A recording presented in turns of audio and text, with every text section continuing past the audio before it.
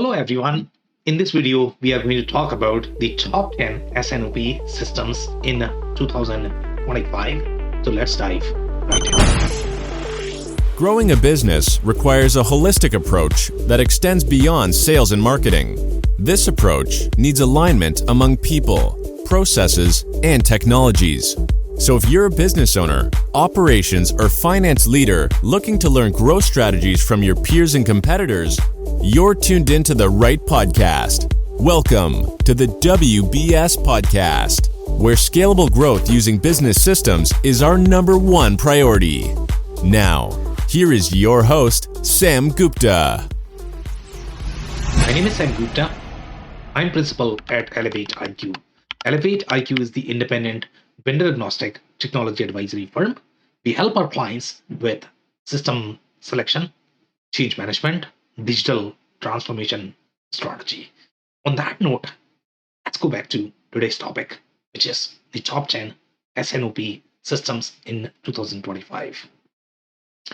Before we look at the list, let's align our expectations on S&OP systems, how we define the S&OP category. In general, the S&OP suite is very different from the ERP suite. The S&OP suites are more relevant for supply chain centric industries, and these are going to be retail, sometimes manufacturing as well. But the kind of processes that you have in these manufacturing organizations, they are very supply chain heavy. They require a lot more planning, etc., from the supply chain perspective. In general, these S&OP suites are designed from their perspective. They include a lot more capabilities to accommodate those supply chain processes. The kind of interconnectivity that you are going to need among these supply chain systems is very different from what you are going to find inside the ERP systems. Some ERP vendors also include the S&OP suite as part of their ERP layer, so they are slightly different. So we are going to touch on all of those aspects as well.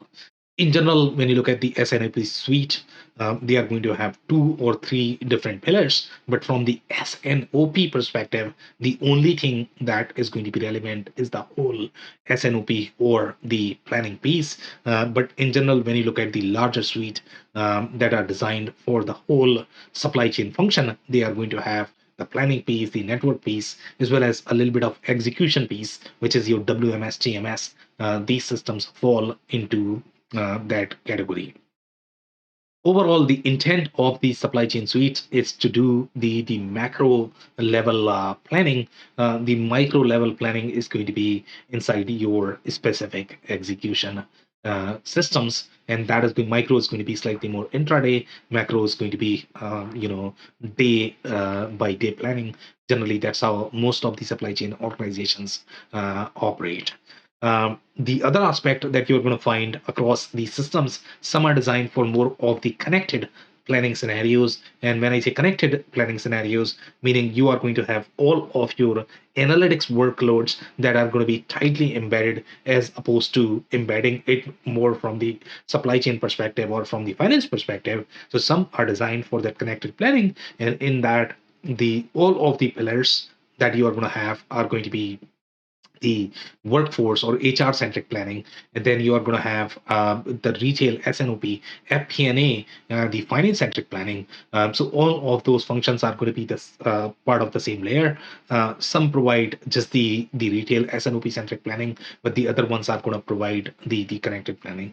So depending upon whichever architecture you care for, each of the systems are going to be positioned for the specific industry, specific product type, as well as category. So again, pay close attention to my commentary as I touch each of the system, because they are designed for very specific architecture, product types, as well as the market segment.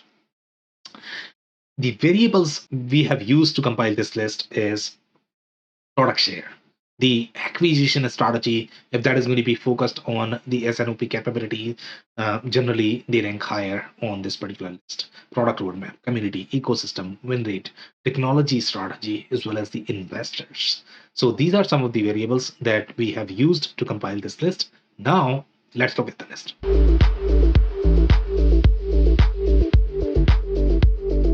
Number 10 on our list is Relax Solutions.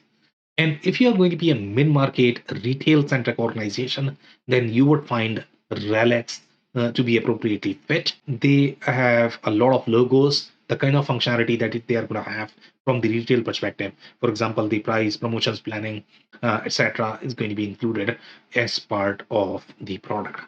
Relics is not necessarily a complete suite. For example, if you compare this with Blue Yonder or Manhattan, they are going to include a lot more capabilities as part of the suite. But if you look at just for the S&OP function, if your need is going to be for the planning for the S&OP, then Relics is going to be a great fit. Sometimes you get a lot more layers with these systems. So if you don't care for all of those, then Relax could be a great fit.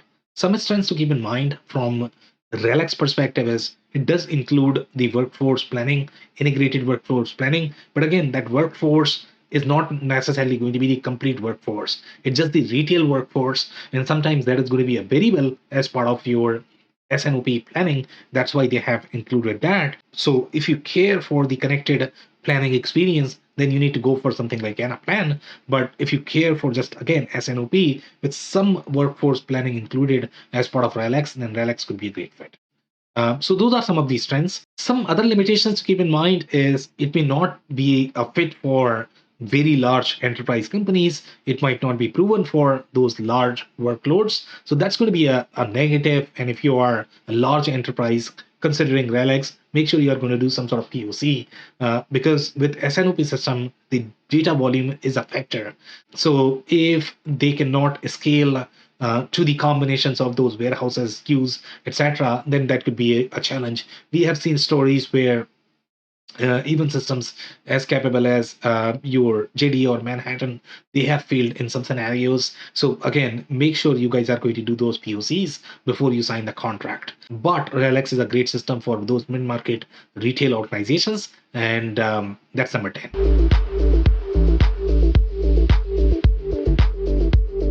Number 9 on our list is Oracle Gmentra. And if you are going to be on Oracle systems for other products, for example, let's say you use Oracle Supply Chain Suite, WMS, TMS, etc., you might be on Oracle ERP, then Oracle Gmentra product could be a great fit because it is going to provide the integrated experience with the other Oracle products. Some other strengths to keep in mind overall, you are going to get very comprehensive layers from the demand forecasting perspective and designed for enterprise planning workloads. So, those are some pluses. The minuses, the user interface is not going to be as modern. You are going to have a steep learning curve, and also it's going to be substantially expensive. So, those are some of the limitations, and that's number 9.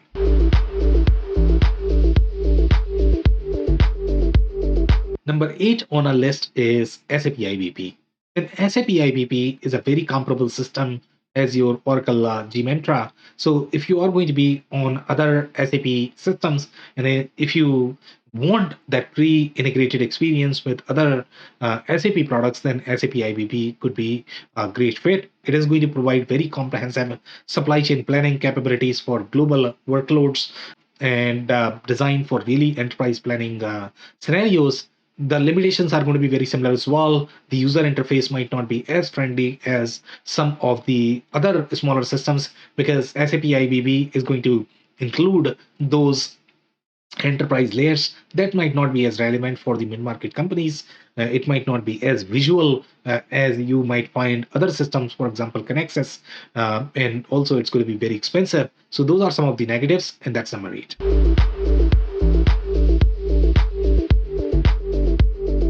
Number 7 on our list is E2 Open. And E2 Open on this list is a very different system. It is going to provide the complete suite from the supply chain perspective. For example, when you compare this with systems such as your Oracle Gmentra, SAP IBP, they are not going to have as complete suite from the supply chain perspective, especially when you talk about the network. And the network is very important from the S&OP planning capability perspective because that network is going to produce that data. So in this case, you are not only getting the technical infrastructure from the S&OP perspective, but you are also going to get the industry benchmark, your own control in terms of data as well. So that's a huge plus for E2 Open. But E2 Open is going to provide that suite centric capabilities the way your Blue Yonders of the world are going to be. It's not just the siloed S&OP experience, so that's going to be a little negative. Some other strengths to keep in mind from the E2 Open perspective, as I said, it's the end-to-end supply chain suite as well as the capabilities, and the decision grade data that you are going to get through its network is going to be one of the best, just because the network is very comprehensive. Other companies don't have as deep network as E2 Open, so that's a huge plus for your supply chain planning function, as well as easier collaboration planning for channel centric business. So if you are going to be very channel oriented, you are the automotive centric business or aerospace, in that you are going to have a lot of channel partners. You are going to do a lot more planning from the vendor collaboration perspective. In those use cases, E2 Open is a great system. Some limitations to keep in mind is it's a very enterprise grade system. So expensive learning curve, very complex implementation, and may not be friendly for SMBs. So those are some of the minuses, and that's number 7.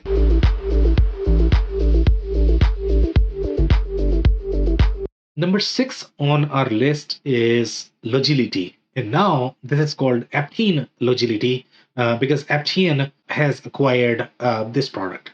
Logility was very unique overall in terms of its footprint as well as penetration.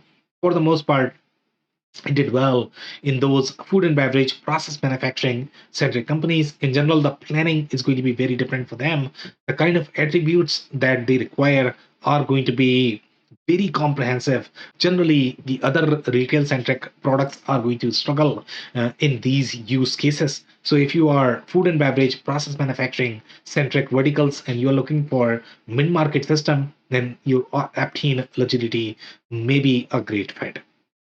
The challenge that we had with the Logility perspective is it was not complete suite. So now with Aptean, you are going to get WMS, TMS. They have several different products as part of their portfolio. So now you are going to get complete suite experience as you are going to get with E2 Open, etc. But at this point of time, they don't necessarily have network. So you are not going to get the data, not the complete supply chain footprint, but at least from the execution and planning perspective, you are going to get that. Logility was a very strong system from the food and beverage perspective, and Aptean has many different products as part of their portfolio tailored for food and beverage vertical. So now you are getting much richer experience.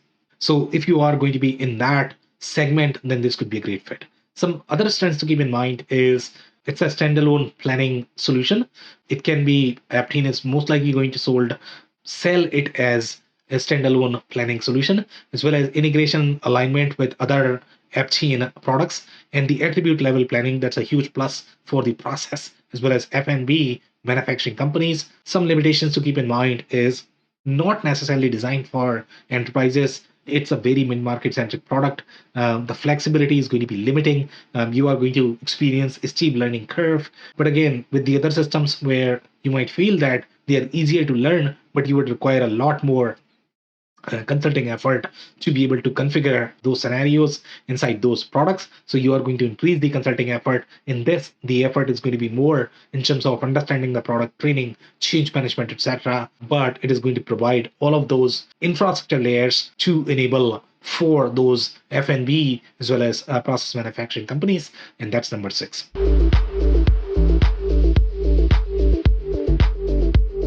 Number 5 on our list is OMP. And OMP is a very similar product as Logility. It did really well in those chemical, metal, as well as life sciences industries. In general, when you look at S&OP products, the industry as well as the product type matters a lot for the S&OP segment. And the reason for that is because the planning for each of those micro verticals is going to be very different.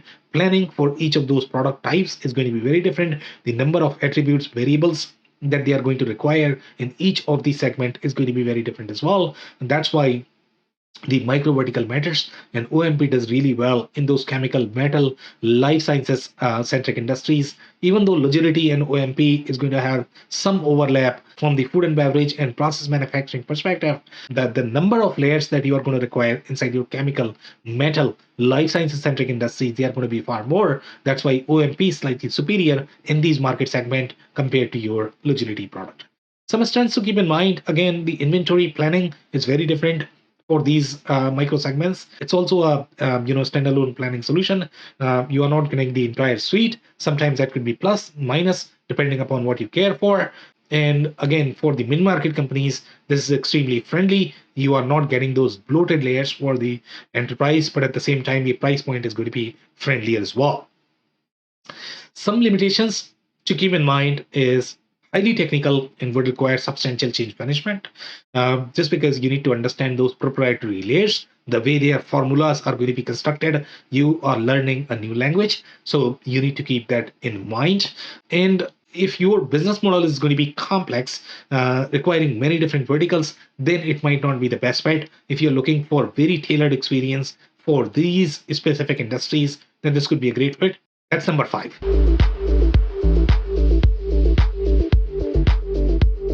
Number 4 on our list is O9 solutions.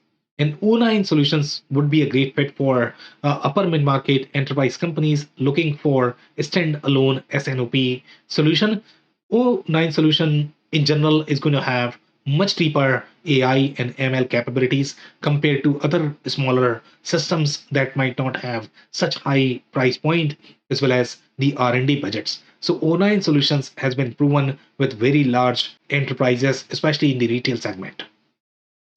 They are going to have pre-built retail planning workflows. If you compare this with systems such as Anaplan, then you will need to build a lot more with Anaplan, or you are looking at the vendor provided IP on Anaplan. So you are tight coupling a lot more with these vendors compared to O9 solution, which is going to have all of these workflows built as part of their solution. But then you are relying on O9, professional services for any sort of consulting help in the future. So that's going to be a little negative.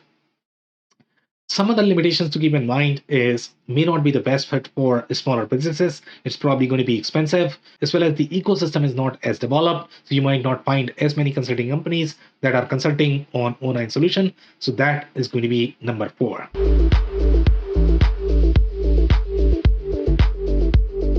Number 3 on our list is Anaplan. And Anaplan is the best fit for that connected planning experience where you are trying to combine all of your analytical workload, all of your planning workload in one engine, as opposed to tight coupling it with supply chain layers. So Anaplan has broader adoption across the industry types.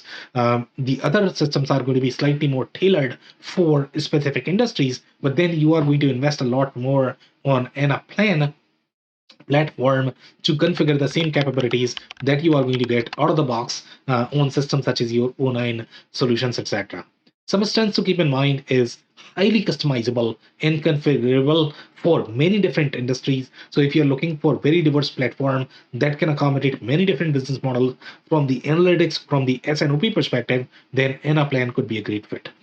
In general, the consulting ecosystem is very strong from the Anaplan perspective, just because it's a very technical platform. So you have a lot more consulting companies consulting on that. They can add a lot more value. With other platforms, you are going to get tailored experience, but with Anaplan, your implementation is going to be far more expensive, just because you would need to implement all of those capabilities on top of Anaplan that are going to be pre-baked, pre-built on the other platforms. But with Anaplan, the training might not be as challenging. The reason for that is you are not learning as much proprietary boilerplate as you would with the other systems. Here, you are just learning the technical aspect of the system from the Anaplan perspective.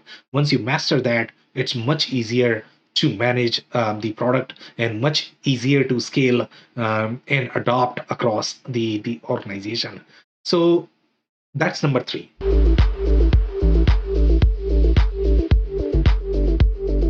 Number two on our list is Blue Yonder, and Blue Yonder would be a very similar system as your E2 Open. It's going to be a complete suite. It provides all of your execution planning plus network layer. With Anaplan, the only thing you are getting is the technical infrastructure. You are not necessarily getting the network. With Blue Yonder, you are getting the network as well. But again, if you are going to be retail, manufacturing, supply chain centric organization, then Blue Yonder is going to be a great fit because it's going to not only provide the technical infrastructure, but it will also provide the network, the suppliers, the vendors, etc. You might not have as part of your ecosystem. So sometimes that makes the recruitment easier. That makes the industry benchmarking much easier as well. So it's in general, it's a very different system, even though they're used for very similar use cases. So some other strengths to keep in mind from the Blue Yonder perspective is you are getting the complete suite for retail centric industries. The merchandising planning capabilities, etc., are going to be built as part of the suite as well. And these capabilities might not be available with other S&OP centric systems. And the ecosystem is going to be a strength as well. It does have very prominent ecosystem by major consulting companies. So that's a huge plus. The negatives are going to be very similar for any enterprise systems, expensive, not SMB friendly, and may not be the best fit for the 3PL companies. So those are some of the negatives, and that's number two.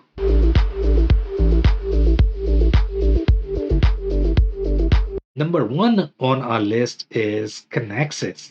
And Connexus is a very S&OP centric experience, especially if you're going to be a manufacturing company that is looking for complete BOM traceability. And the planning for manufacturing companies is very different from your retail companies. For retail, Blue Yonder, E2 Open centric systems are going to be great fit. Connexus has much deeper penetration inside your manufacturing companies. It has some penetration inside your retailers as well. But for the most part, it is designed for very complex manufacturing organizations. And the strengths that you are looking at from the Connexus perspective is the network. Connexus also has its own network. So it is going to include both of those features, which is going to be your planning plus network. Connexus does not have the execution centric capabilities that you are going to find with the other suites, such as your Blue Yonder as well as E2 Open. So they are far more comprehensive compared to Connexus. Connexus is going to provide the planning plus your network capabilities. So you are still going to get that, the network aspect from the planning perspective, but it might not be from the execution perspective. Things such as your returns, spare part management, and these capabilities are going to be very important in the industrial sector. So they have those capabilities. They might not have other capabilities from the retail perspective that you might find with the other systems, such as your Relics. And then you are going to get the enterprise grade capabilities. It's very well proven among enterprises. So that's going to be a huge plus for Connexus. The limitations are not most customizable. It will require a lot of change management effort just because you need to learn the proprietary boilerplate.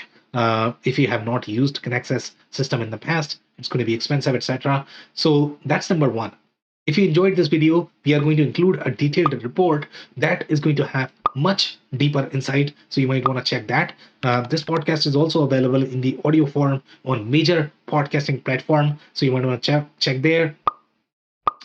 We publish these videos on a weekly basis. So if you have not hit the subscribe button, you might want to do that. On that note, thank you so much for tuning in. I'll see you in the next one. Thank you for listening to another episode of the WBS podcast. Be sure to subscribe on your favorite podcasting platform so you never miss an episode. For more information on growth strategies for SMBs using ERP and digital transformation, check out our community at WBS.rocks. We'll see you next time.